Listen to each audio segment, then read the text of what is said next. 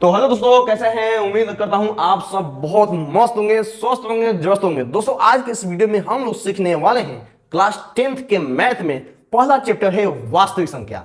और इस वास्तविक संख्या से हम लोग ऐसे ऐसे प्रश्न को हम लोग समझेंगे और बनाएंगे जो कि एग्जाम में डायरेक्ट पूछता है। यानी कहने का मतलब ये है कि हम लोग जो भी क्वेश्चन पढ़ेंगे कोई भी चैप्टर से, कोई भी पार्ट से, मतलब कोई भी पार्ट से, कोई भी विषय, कोई भी सब्जेक्ट से, अगर हम लोग कोई भी क्वेश्चन पढ़ेंगे तो सबसे पहले उसके अच्छे से उसके बारे में जानेंगे और उसके बाद से उस क्वेश्चन को बनाएंगे। यानी कहने का मतलब है कि जो भी एग्जाम में डायरेक्ट आता है उस क्वेश्चन को बनाने से पहले हम लोग समझेंगे उस क्वेश्चन को, आखिर वो क्वेश्चन क्या बोल रहा है, ताकि जब आप समझ जाए ना तो उस तरीके के कोई भी क्वेश्चन आए आप तुरंत 1 मिनट के अंदर फोड़ सकते हैं, यानी कि फटाक से बना सकते हो। ठीक ना? तो चलिए हम स्टार्ट करते हैं। पहला चैप्टर ये वास्तविक संख्या। और वास्तविक संख्या में सबसे वीवीआई क्वेश्चन पहला नंबर ये आता है, मतलब पहले क्वेश्चन ये होता है कि आखिर मतलब यूक्लिड विभाजन प्रमेय का प्रयोग करके आपको दो संख्याओं के बीच का एचसीएफ ज्ञात करना होगा। जैसे कि आप देख सकते हैं इस क्वेश्चन में लिखा है यूक्लिड विभाजन प्रमेय के प्रयोग करके 75 और 12 का एचसीएफ यानी मासा ज्ञात कीजिए। 75 और 12 में इसलिए दिया हूं कि भी छोटा दिया हूं, अगर आप समझ लेंगे ना तो छोटा क्या कितना ही बड़ा बना सकते हैं। ठीक ना? तो चलिए समझते हैं। देखो सबसे पहले बोला कि यूक्लिड विभाजन प्रमेय का प्रयोग करना है।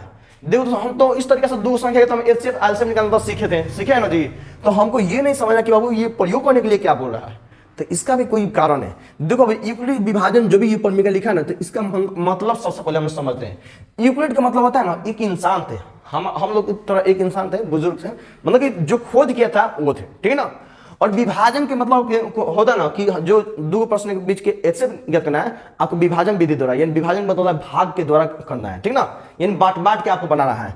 प्रमेय के मतलब कि जो भी क्वेश्चन बना रहे हो उस स्टेप बाय स्टेप के साथ साथ उसको अच्छे से सजाकर बनाना है। ठीक ना? चलिए स्टार्ट करते हैं। मतलब समझेंगे कि यूक्लिड विभाजन प्रमेय का मतलब क्या होता है। तो दो संख्याओं के बीच में, हाँ, और जब भी यूक्लिड विभाजन प्रमेय का बोलेगा ना तो समझे दो संख्या के बीच में एचसीएफ निकालने के लिए बोलेगा। दो संख्या के बीच में, दो से ज्यादा नहीं बोलेगा। ठीक ना? दो संख्या देगा और दोनों संख्या ना धनात्मक होगा, धनात्मक मतलब प्लस में होगा, माइनस में नहीं हो सकता है। ठीक ना? मतलब जब भी बोले यूक्लिड विभाजन प्रमेय का प्रयोग करना है तो आपको समझने की दो संख्या देगा, कोई भी दो संख्या देगा और दोनों संख्या प्लस में देगा, माइनस में नहीं देगा, समझ लीजिए। ठीक ना?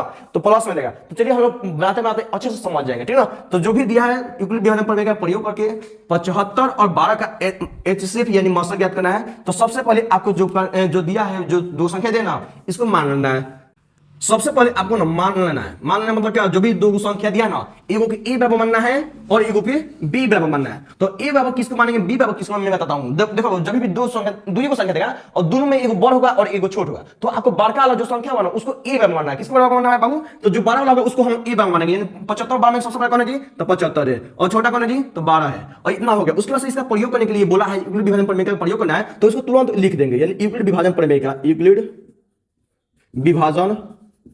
विभाजन प्रमेय का से, और इसका मतलब आप लोग समझ गए। देखो तो ये जो थे ना यूक्लिड जो थे, इन्होंने एक सूत्र दिया था। ये सूत्र ए बराबर बी क्यू प्लस आर, ए बराबर बी क्यू प्लस आर। देखो ए बराबर बी क्यू प्लस आर का मतलब क्या होता है मैं आपको बताता हूं। ए का मतलब होता है भाज्य, क्या होता है बाबू? भाज्य। मैं इसको हिंदी में लिख देता हूं। बी का मतलब होता है भाजक। ठीक ना? और क्यू के, यानी दोनों के बीच में गुणा है, यानी गुणा। और क्यू का मतलब होता है भागफल, क्या होता है? भागफल। अब प्लस है तो प्लस, आर के मतलब होता है शेषफल, क्या होता है वो? शेषफल। ठीक ना? आप लोगों को अच्छे से एक चीज समझना जरूरी है। ए बराबर बी क्यू प्लस आर। ए का मतलब होता है भाज्य, बी का मतलब भाजक, और क्यू का मतलब भागफल, और आर का मतलब शेषफल। उसके बाद आपको तुरंत क्या करना है, जब दो संख्या वो दिया होगा ना तो आपको छोटका वाला से बड़का वाला में भाग कर देना है। तो आपको भाग कैसे करना है? तो 75 और 12 दिया है तो आपको मतलब कि छोटका वाला करना है, तो 12 में करना है, आपको 75 से भाग करना है ना जी। तो 12 से 75 में भागना है, और आपको तब तक करना है जब तक शेषफल 0 ना आ जाए। ठीक ना? जब तक शेषफल 0 ना आ जाए तब तक आपको ये करते रहना है। ठीक ना? तो अगर हम 12 में अगर 75 से, अच्छा इसमें सबसे पहले आपको पता है कि इसमें भाजक, भाज्य और भागफल क्या होता है, तो एक बार समझ लेते हैं। देखो दोस्तों, जो इधर वाला होता है ना इसे हम बोलते हैं भाजक। क्या बोलते हैं बाबू? भाजक। और जो बीच में होता है उसे बोलते हैं हम भाज्य। ये भी हम लोग बहुत अच्छा समझ में आना चाहिए। जो भी हम लोग पढ़ेंगे मस्त तरीके से पढ़ेंगे। और जो यहाँ पर आएगा इसे हम बोलते हैं भागफल। जो भी हम मेहनत करते हैं तो उसको फल मिलता है, उसको हम बोलते हैं भागफल। ठीक ना? दौड़ दौड़ के हम लोग जो भी मेहनत करके जो भी फल हम लोग मिलता है, जो भी हम लोग को मेहनत का जो फल मिलता है उसे हम बोलते हैं भागफल। ठीक ना? तो आपको 12 में 75 से भाग करना है। तो 12 के पहाड़ा में 75 है बाबूगा, तो 75 भाग तो हम लोग को आता ही होगा। तो 12 के पहाड़ा 75 है नहीं है, लेकिन 72 जरूरी है ना जी। तो 12 छके 72 होता है ना जी। तो 12 छके 72 है ना जी। तो 12 छके 72, उसका से घटाते हैं तो 5 में 2 जगह तो 3 और 7 में 0। तो देख रहे हैं कि यहाँ पर पूरा 0 नहीं है, नहीं है ना जी, यानी हमको शेषफल 0 मांगना है। और जब तक 0 ना होना तब तक आपको भाग को आगे में बढ़ाना है। कैसे बढ़ाना है, मतलब कि जो भी आपको हमको देखो, हमको शेषफल 0 चाहिए, यानी जो भी यहाँ पाए ना पूरा कट जाना चाहिए, यहाँ पर कोई भी संख्या नहीं बचना चाहिए। और अगर बच जाए तो आपको क्या करना है, अगर देखो सबसे पहले इसे लिख लेते हैं, ठीक ना। तो यहाँ पर 12 में 75 से भाग दिए तो भागफल इतना है, और जो बच गया उसे हम शेषफल बोलते हैं ना। इसको पहले सजा देते हैं, यानी जो सूत्र है ना, देखो भाज्य क्या है बाबू, तो भाज्य इसमें देखो 75 है तो 75 हो गया, बराबर है तो बराबर। भाजक क्या है बाबू, तो देखेंगे क्या है, 12 है तो 12, गुना तो गुना, भागफल क्या है बाबू, तो 6 है, अब प्लस तो प्लस, और शेषफल क्या है बाबू, तो 3 है। यानी हमको जो भी यहाँ पर चाहिए, जो आर के मान चाहिए, शेषफल जो चाहिए हमको पूरा 0 चाहिए। 0 नहीं है ना तो आपको आगे में बढ़ना है। आगे में कैसे बनाए, आपको जो बच जाए फिर क्या करना है कि इसको करना है, और जो यहाँ पर था मतलब हमको, हम तो इसको बना लिए ना, अब जो यहाँ पर है अब इसको उठाकर यहाँ पर रख देना है, ठीक ना। यानी कि जो शेषफल बचा था आपको शेषफल को भाजक बनाना है, और जो यहाँ भाजक था आपको बीच में उठा देना है, ठीक ना। तो 3 में अगर 1200 का हम लोग करेंगे, भाग करेंगे तो 3 के पारा में 12 है, कितना में है तो 4 में है, तो 12 3 चौके 12, यानी 2 पूरा कट गया ना। अब देखने पूरा मतलब कि 0 में कट गया, मतलब 0 पूरा आ गया। तो इसको भी अब सजा देंगे। तो इसमें देखो भाज्य का है बाबू, तो इसमें देख रहे भाज्य 12 है, भाजक का है तो इसमें 3 है, गुणा है तो गुणा, ठीक, भागफल क्या है बाबू, तो 4 है, प्लस है तो प्लस, शेषफल क्या है तो कुछ नहीं का है तो 0 है। यानी हमारा आंसर यहीं पर आ गया। और ये 0 हमारा आंसर नहीं है, यहाँ पर तुरंत यहाँ पर लिख देंगे अतः किसका निकाला था, 75 12 का, 75 और 12 का हम क्या निकाले हैं भाई, तो HCF निकाले हैं, यानी कि HCF। हाँ, अब जो यहाँ पर भाजक जो लास्ट में जिसका 0 आ जाए ना, अब उसमें जो भाजक होगा ना वही हमारा आंसर, यानी जो यहाँ पर लास्ट में कट गया पूरा, तो इसमें भाजक क्या है, तो इसमें भाजक ये है, यानी 3 है, तो हमारा 3 वही 3 जो भाजक मान होगा वही हमारा HCF का मान होगा। तो HCF यानी हमारे भाजक 3 है, तो 3 हमारा आंसर होगा।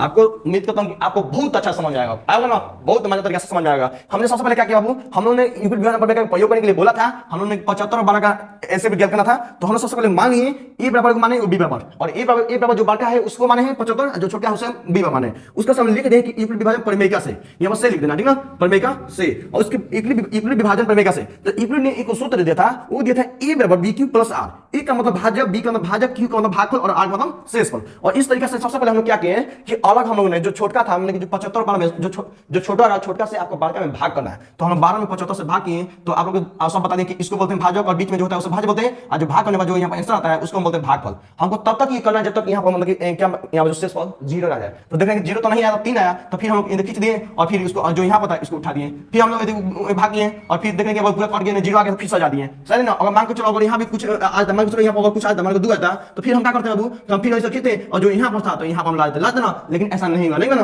तो यहीं पर हमारा खत्म कहानी हो गया था, तो खत्म कहानी हो गया, ठीक ना। तो आपको तब तक आपको करना है जब तक यहाँ पर शेषफल 0 ना जाए, ठीक ना। आपको अच्छा समझ आए, और जहां 0 आ जाए समझना कि जो वहां भाजक मान होगा, जो बी का मान जो भाजक मान है वही हमारा HCF होगा। जैसे कि यहाँ पर देख सकते हैं कि अतः 75 और 12 का HCF क्या होगा, तो 3 होगा, तो 3 क्यों होगा, तो जो भाजक मान होता है वही HCF होता है, ठीक ना। आपको उम्मीद करता हूं कि आपको बहुत अच्छा समझ में आया होगा। मैं आपको एक चीज दे रहा हूं, आपको घर से बनाकर लाना है, ठीक ना। आपको क्या करना है, आपको क्या करना है, आपको ना, आपको किसमें 35 और 140 का HCF क्या करना है, HCF क्या होगा, ठीक ना। आपको इससे बनाना है HW में, ठीक ना, HW में, और इसको बनाकर इसका आंसर तुरंत बताइएगा, ठीक ना। पक्का बताइएगा ना, पक्का बताइएगा, ठीक ना। कैसे निकालना है HCF करना है, किसका प्रयोग करना है, तो यूक्लिड विभाजन प्रमेय का प्रयोग करके करना है। सेम टू सेम ऐसा ही करना है, ठीक ना। आपको सेम टू सेम ऐसा ही करना है, ठीक ना। तो ऐसे करके आप आंसर निकाल कर तुरंत अभी हमको मतलब कि अभी स्टॉप कीजिए वीडियो, और तुरंत अभी इसे बनाइए और बनाकर इसका आंसर कमेंट में जरूर बताइए। और मैं उम्मीद करता हूं कि आप लोग ये प्रश्न बहुत अच्छा समझ में आया होगा। यूक्लिड विभाजन का मतलब क्या होता है, दो ही संख्या, इसमें कितना संख्या दिया होता है, तो इसमें 2 संख्या दिया जाता है, और 2 जो संख्या होता है वो भी प्लस में होता है, ठीक ना। और इन दोनों में जो बड़ा होता है उसे ए मानते हैं, जो छोटा होगा बी मानते हैं, उसका से आगे मैं लिखा ही, ठीक ना। तो उम्मीद करता हूं कि आपको ये प्रश्न बहुत अच्छा समझ में आया होगा, ठीक ना। तो चैनल पर नए हो चैनल को सब्सक्राइब, और आपको समझ में आ गया हो तो लाइक जरूर कीजिएगा। आपको मैं जो भी वीडियो लाऊंगा आपके लिए बहुत जबरदस्त लाऊंगा, मतलब कि बहुत इंपॉर्टेंट लाऊंगा, जो आपके एग्जाम में डायरेक्ट वही क्वेश्चन पूछे वही आपके लिए लाऊंगा, ठीक ना। तो ऐसे वीडियो देखने के लिए मेरे चैनल को लाइक, और चैनल पर नए हो तो चैनल को सब्सक्राइब जरूर कीजिए, ताकि मैं जो वीडियो अगला लाऊं तो आपके पास जल्दी से पहुंच जाए, यानी कि जल्दी पहुंच जाए, सबसे पहले आपके पास पहुंच जाए, और जल्दी आप सीख पाए, ठीक ना। तो टाइम के अनुसार से आपको सीखना जरूरी है, और ऐसे वीडियो जबरदस्त आता रहेगा आपके लिए, सिर्फ बच्चों के लिए अपने, ठीक ना। चलो दोस्तों, मिलते हैं नेक्स्ट वीडियो में, तब तक के लिए जय हिंद, वंदे मातरम। मिलते हैं नेक्स्ट वीडियो में।